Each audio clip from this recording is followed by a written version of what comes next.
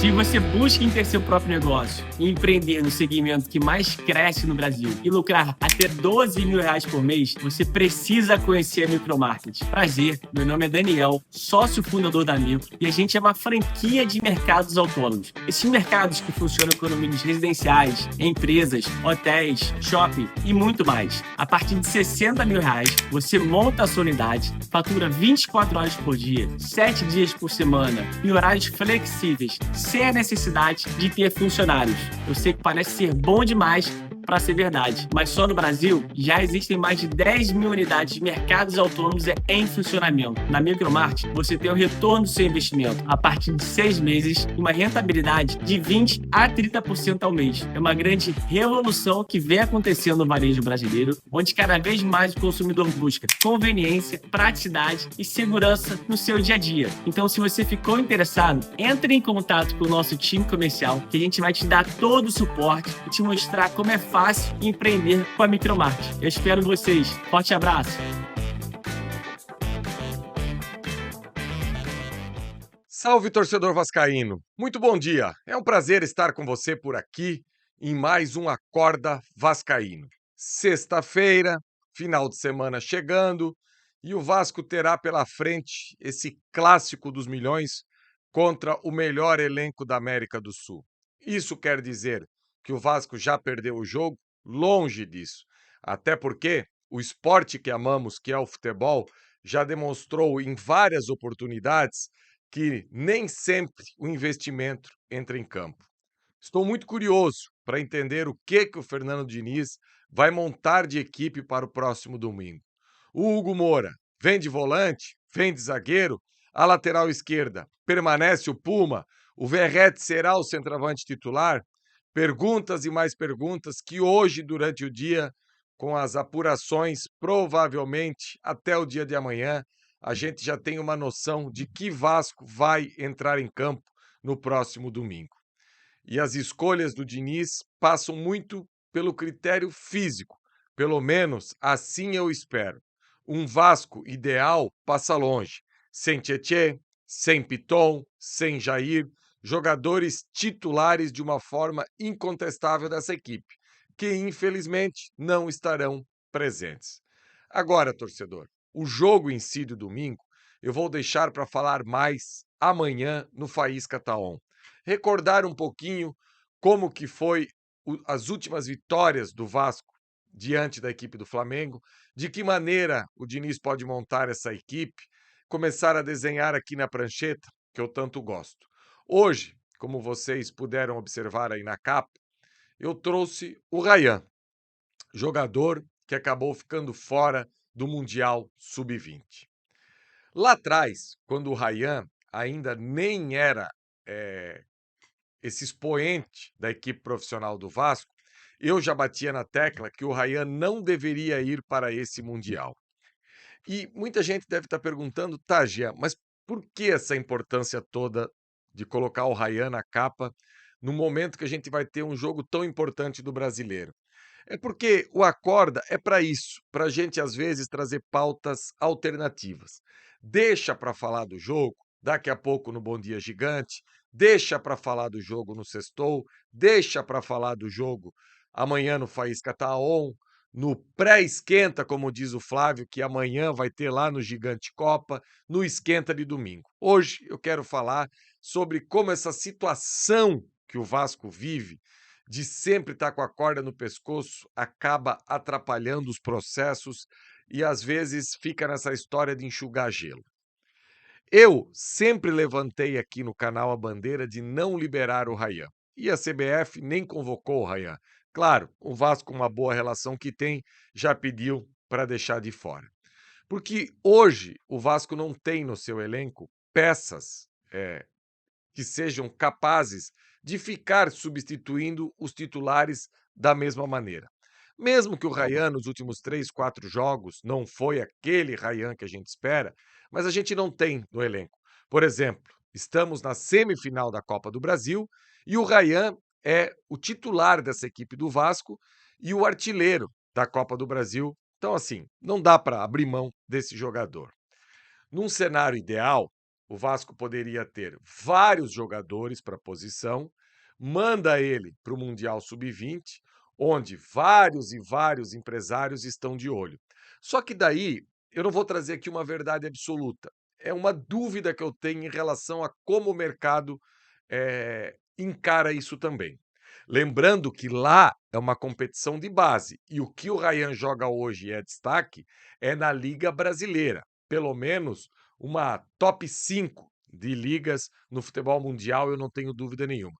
Por exemplo, na América do Sul e na América Central, a melhor liga é a brasileira.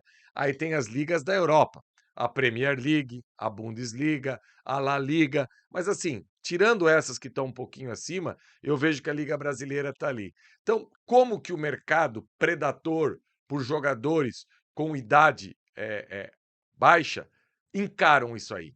Será que é melhor contratar ou investir num jogador que é destaque na seleção do seu país, mas disputa competição de base?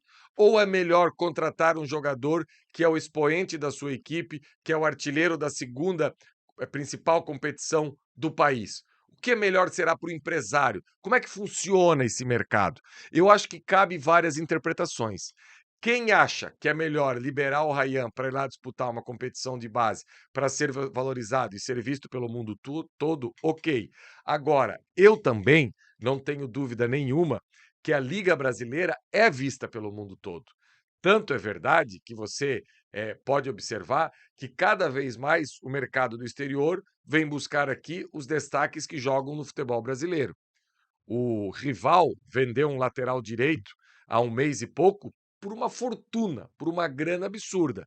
E esse jogador tinha passado pela seleção brasileira de base, longe disso, não tinha chego nem perto da seleção brasileira de base. Agora que está sendo convocado pela seleção brasileira de futebol, pelo serviço aí que andou realizando de uma boa maneira. Então, torcedor, essa questão é uma questão que cabe várias interpretações. E eu não estou aqui para trazer para você uma verdade absoluta. Eu estou aqui sempre para trazer o meu ponto de vista e daí você aí do outro lado deixa o comentário e pode trazer a sua opinião. Eu não tenho dúvida que se o Ryan fosse para esse Mundial, o Ryan seria um jogador da primeira prateleira desse Mundial. Só que eu acredito que não é só uma questão de ele ajudar o Vasco.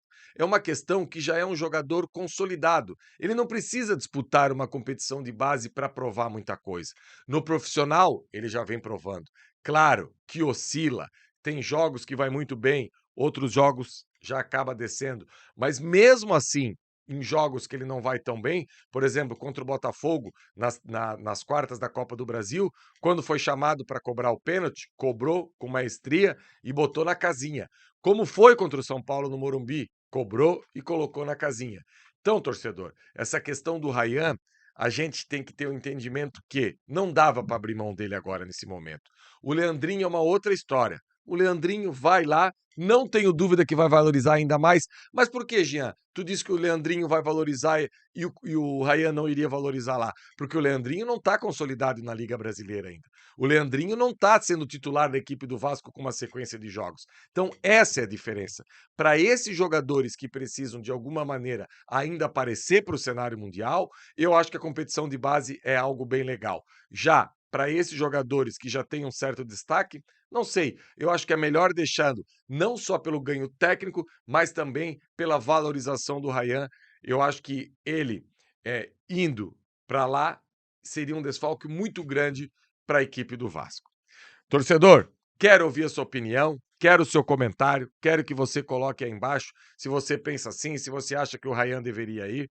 Lembrando sempre que lá no começo eu deixei claro, o melhor cenário de todos era o Vasco ter vários jogadores, várias possibilidades para que o Ryan pudesse servir a seleção brasileira e o Vasco não ficasse dependente hoje de um jogador de 19 anos, como muitas vezes acaba ficando. Só que o cenário não é esse. O Vasco não tem jogadores para o ataque que estejam sobrando aí. O Vasco precisa do Ryan e eu acho que no melhor decisão que teve foi o Ryan ficar por aqui, ajudar o Vasco e se valorizar cada vez mais numa competição de futebol profissional.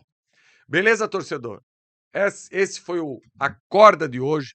Peço para você, senta o dedão no like, compartilha nas suas redes sociais, dá aquela moral pra gente e amanhã eu volto por aqui. Ah, meu Deus do céu. Amanhã a prancheta vai pegar fogo. Lembra do 4-4? Vasco e Flamengo, Flamengo e Vasco, aquele do Ribamar? Tem muita coisa que foi utilizada lá que muita gente fala assim: "Ah, o Vasco deveria encarar o Flamengo como foi no 4-4". Gente, era uma outra equipe. Só vou dar um spoiler do Faísca de amanhã. A equipe de hoje, tecnicamente, é infinitamente superior à equipe de 2019. Só que também, fisicamente, a equipe de 2019 é infinitamente superior à equipe de hoje. Então, o que valeu lá em 2019, será que vale hoje? Amanhã, no Faísca Tá On, eu explico melhor para você, torcedor do Vasco. Um abraço, continua na programação. Daqui a pouco o Emerson com o Bom Dia Gigante e o Flávio no Sextou. Não esqueça, dá essa moral, like e compartilha. Abraço, galera.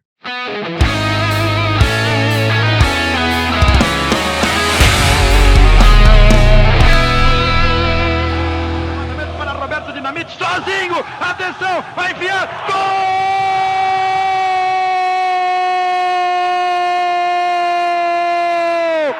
Que golaço maravilhoso do moço que mora em Caxias!